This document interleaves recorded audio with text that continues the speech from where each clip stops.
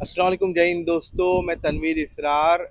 मैं खास करके डॉक्टर जितेंद्र अवार साहब का शुक्रिया अदा करूंगा कि उन्होंने आज विधानसभा में इस बात को उठाया, जो बात हम बहुत दिनों से उनसे कह रहे थे। हमने टोरेंट में लेटर भी दिया था कि इलेक्ट्रिसिटी बिल जो है मुमरा और शील एरिया में काफ़ी ज़्यादा आ रहा है।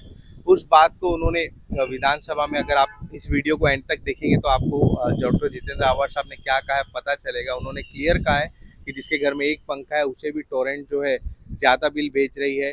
क्या प्रॉब्लम है पता नहीं, पर काफ़ी बिल ज़्यादा आ रहा था। मुझे खुद 16,500 एक महीने का बिल आया है। तो मैं शुक्रिया अदा करूंगा डॉक्टर जितेंद्र अवार साहब का कि उन्होंने अपने वादे को पूरा किया। और मैं उम्मीद करूंगा कि हमारे माननीय मुख्यमंत्री शिंदे साहब और उप मुख्यमंत्री अजीत दादा पवार और देवेंद्र फडणवीस जी, हमने जो ट्वीट्स किए, ईमेल्स किए, उसके ऊपर काम करेंगे और महाराष्ट्र का इलेक्ट्रिसिटी बिल जो है पूरे ओवरऑल महाराष्ट्र का जो रेट है उसको वापस से कम करेंगे। इस वीडियो को एंड तक जरूर देखें, इसमें आपको पता चलेगा कि डॉक्टर जितेंद्र अवार साहब ने क्या कहा। सन 2017 साली युतीचं सरकार असताना बावनकुळे साहेब एनर्जी मिनिस्टर असताना मुंब्रा कळवा आणि काही भागामध्ये टोरेंट मार्फत वीज देण्याचा उद्योग सुरू झाला।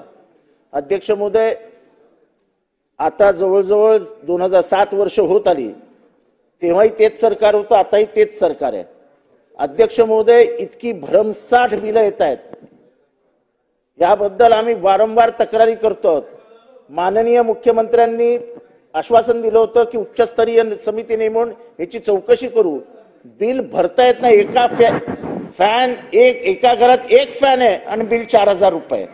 अध्यक्ष महोदय, हे जे बिलचे प्रकार आहेत, हे जे मीटर बदलण्याचे प्रकार आहेत, ह्याच्यात फसवाफसवी चालते।